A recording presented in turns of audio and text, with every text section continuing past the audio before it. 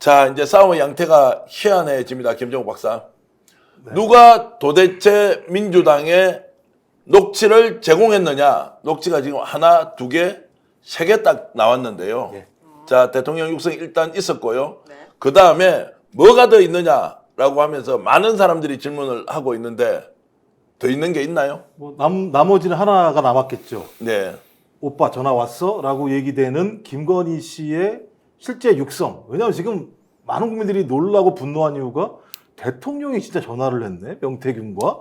근데 그 내용 자체가 보면 뭐 공관위에서 보고를 왔다고 얘기를 하고 그 보고가 온 자리에서 김영선이라고 얘기했다라고 하는 것이 사실로 밝혀지고 그 뒤에 녹취를 보면 김건희 씨가 윤상현 전략공천 공관위원장한테 전화까지 했다는 상황이 나와서 분노를 했는데 이번에 만약에 계속 얘기됐던 오빠 전화 왔어의 논쟁에 그 오빠라는 통화 내용을 만약에 민주당이 가지고 있다면 저는 마지막 꼭지를 따는 과정이 벌어질 거다라는 생각이 들어요. 그러니까 대통령과 대통령 내외가 계속 거짓말 했는데 아 진짜 거짓말을 했구나라고 밝혀지는 순간 아니 거짓말하는 대통령 아래 사는 국민으로 우리가 살아야겠습니까? 라고 하는 국민적 분노. 저는 그게 아마 지난주 토요일 날 서울역 집회에서 1차적으로 발화했다고 생각을 하고요.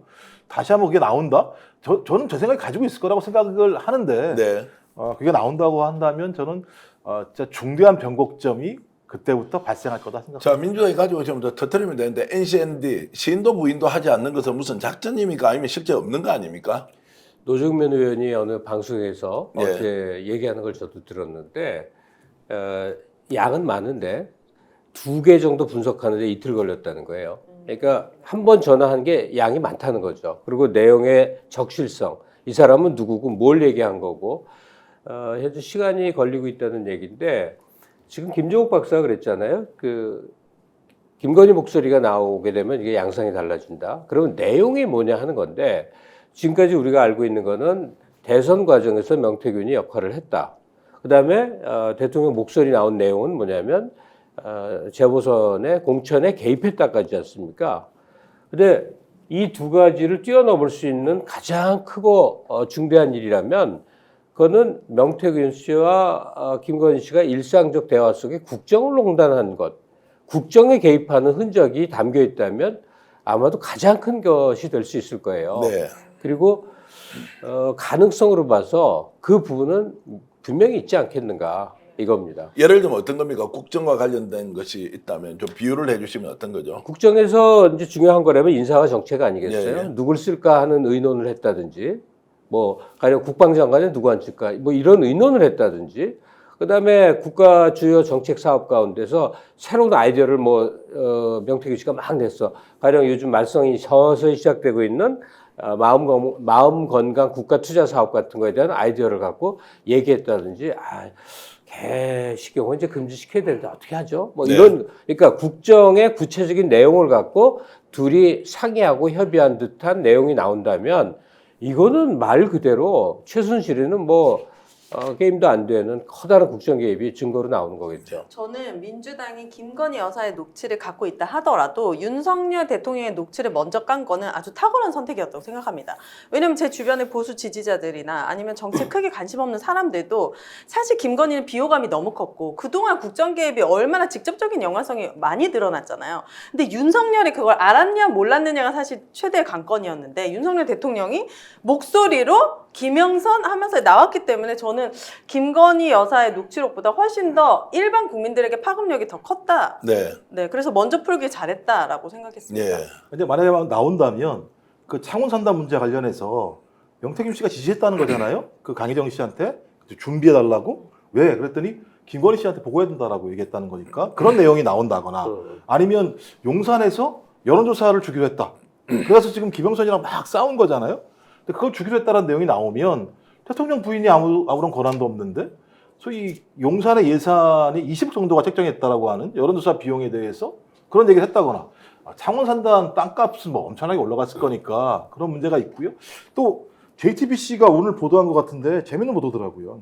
취재진이 검찰 압수수색 전날 밤 명 씨가 전화를 나누는 대화 내용을 갖다가 포착을 했는데 뭐 그런 거래요. 녹음 빨리 가져와야 한다. 시간이 없다. 녹음의 날짜는 나온다.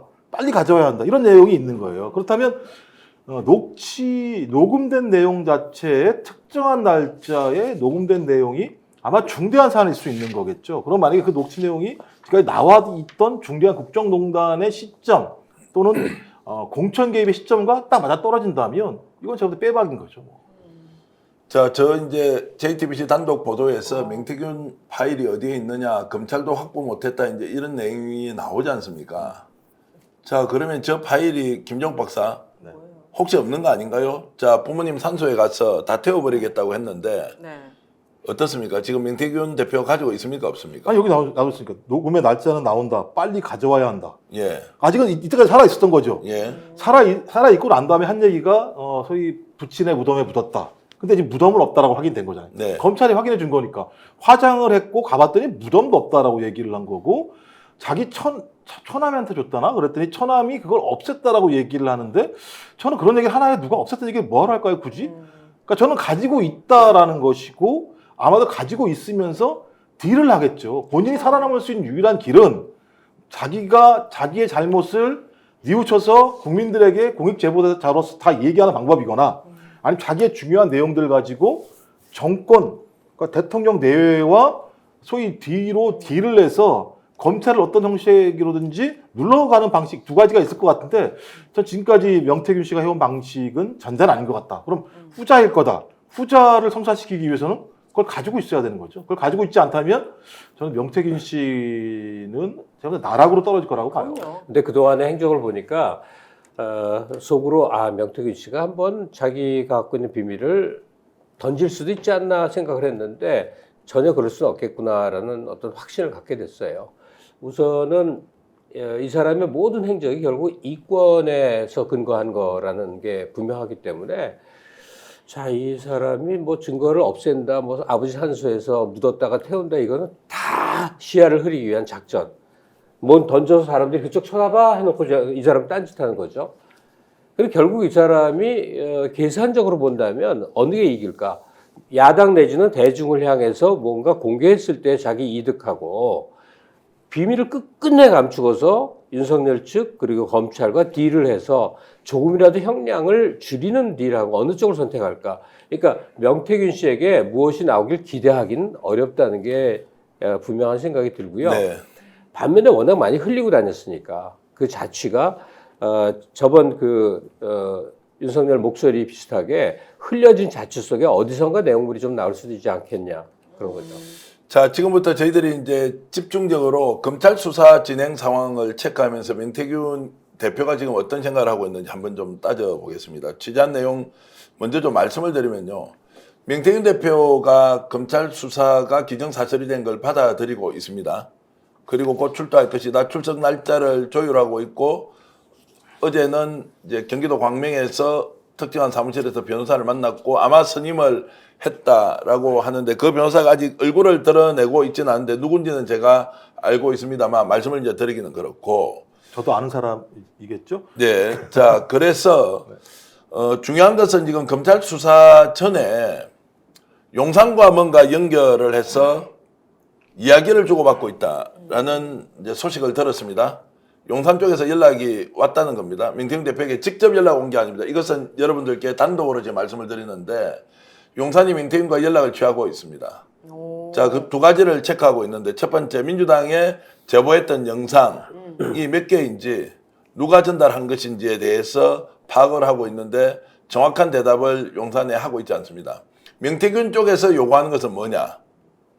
용산이 나를 어떻게 할 건지에 대해서 질문하고 답을 기다리고 있는데 이게 이제 묘한 대목입니다.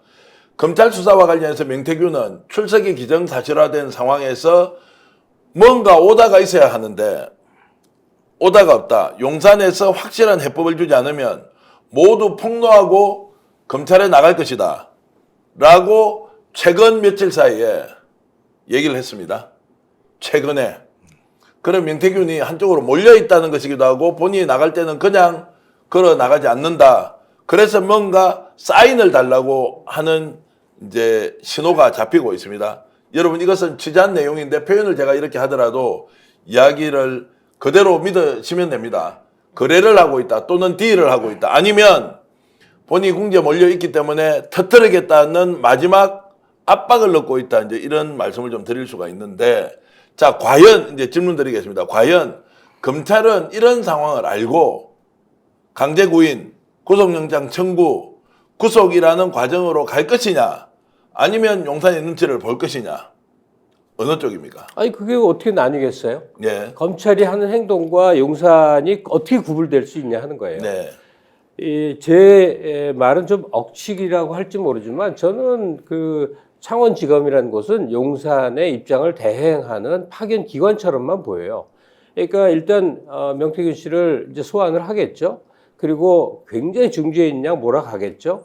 그리고 명태균 씨에게 암시적인 말로서 이제 용산의 입장이 편안해지는 듯한 방향 제시를 할 거고, 거기에 대해서 이제 명태균 씨 나름대로의 자기 선택을 할 거 아니겠는가. 그리고 저는 흥미로운 게 지금 전 선생님이 변호사가 누군지를 안다고 얘기를 하셔갖고 제가 미처 여쭤보질 못해서 모르는 네. 상태인데, 명태균 씨 변호사라면 저는 제가 용산 쪽에 있는 사람이라면 아주 우회적으로 변호사를 대줄 것 같아요. 그러니까 국힘 쪽에 출마 한번 해봤으면 하는 변호사들 세고 셌거든요. 이화영 부지사 변호인이 아주 수상했던 초기 변호사 한 사람 있었던 거 있죠. 네, 그 사람 경우도 이재명 지사에게 아주 나쁜 방향으로 변론을 하면서 정보도 세고 그랬어요. 마찬가지로 용산 입장에 유리하게 하는 이 미션을 갖고서 명태균 씨 변호인을 자처할 수 있는 그런 사람도 얼마든지 있을 수 있는 거죠. 네.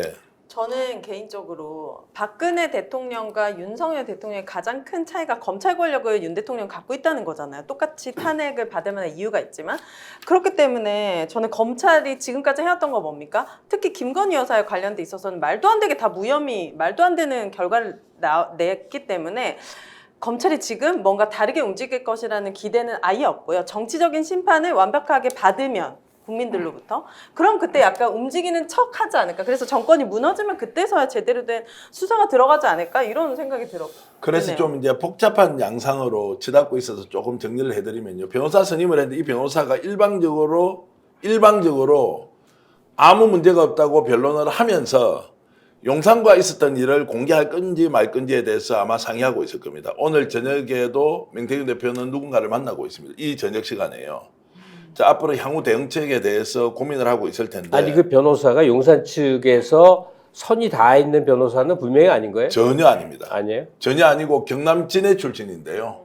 명태균 대표하고 알고 있고, 이제 진해는 창원이라는 이제 그 특례시에 있지 않습니까? 진해 쪽 사람인데 어쨌든 논의를 하고 있을 것이고, 명조차도 지금 명태균 대표조차도 지금 용산에서 아무런 시그널이 없기 때문에 검찰에 직접 불려갔을 때 어떤 조사를 받을지를 잘 모르는 상황입니다, 실제로. 그런데 제가 지금 조사를 받고 있는 두 분한테 참고인도 있고 피의자도 있고 또 참고인도 있습니다. 확인을 해보니까 창원지검에서 수사를 하는 게 지금 장난이 아니라는 거예요. 어제 김영선 의원이 아마 들어가서 엄청 고생을 했을 거예요. 바깥에서 막 기자회견하면서 말도 안 되는 얘기를 했는데 네. 하나하나 꼬치꼬치 다 따져 묻고 오늘 또 10시 반에 들어갔습니다. 지금까지 조사를 받고 있습니다. 뭔가 이상하다, 검찰 수사가.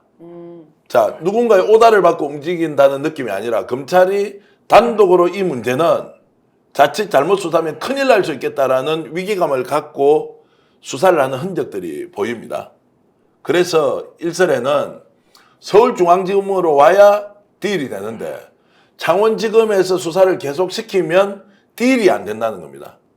자, 이런 이야기까지 이제 나오는 걸로 봐서는 그래요? 검찰 내부에서 김건희 여사의 바람대로 수사가 진행되지 않는다라는 이런 분석이 있습니다. 창원지검은 윤석열 대통령 오른팔이 있는 곳 아니에요? 정유미 지검장이 있긴 한데요. 사건을 또 잘 알아야 잘 누구나 덮을 그렇게 수 여기 있으니까 생각하겠네요. 그런 거 약간 그거 믿으시는 거예요, 지금 아니, 검찰을? 지검장과 지금에 파견된 검사들이 지금 수사를 하고 있지 않습니까? 네. 수사하는 방향이 완전히 다르다는 것은 조사를 받고 나온 분한테 제가 이제 들었는데 제 말이 옳고 맞다는 건 전혀 아닙니다, 여러분. 분위기가 그렇기 때문에 용산시키는 대로 검찰이 대충 움직인다는 것이 아니라 네. 뭔가 기류가 이상해졌다라고 하는 것은 내부의 분열이 또는 지금 용산의 상황을 누구보다 잘 알고 있는 검찰이 혹시 자신의 뜻대로 뭔가 이게 수사를 몰고 가는 거 아니냐라는 이제 이런 분위기가 읽힙니다. 뭐 제가 볼 때는 열심히 하는 척.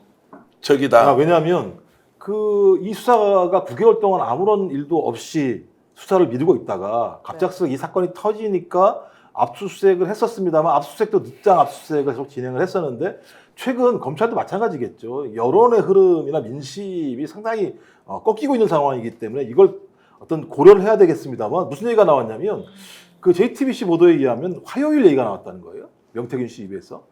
그래서 화요일 날 가려고 하는 거 아니냐, 아니면 검찰에서 화요일 날 나오라고 얘기한 거 아니냐. 근데 이게 어떤 내일 화요일인지 다음 주 화요일인지 모르겠어요. 근데 저는 이미 대통령실의 오더가 왔다고 봐요. 한동훈한테는 어떤 오더가 왔냐? 내각 개편 없다, 인적 쇄신 없다. 가만 있어라. 뭐 오늘 내가 뭐 주재 회의에서 이런 얘기 했었고 대통령실 회의가 더 중요합니다. 수석 보좌관 회의에서 나온 내용인데 그런 거죠. 정치 공세에 휘둘리지 말아라. 흔들리지 말고 일의 성과를 가지고 말아라. 그 다음에 더 재밌는 이재명 대표를 살리기 위해 멀쩡한 대통령을 죽이려는 것. 그래서 야당의 의도는 성공할 수 없다. 국민들의 생각은 다를 것이라는 대화가 오갔다. 이런 내용을 대통령실에서 브리핑을 했어요.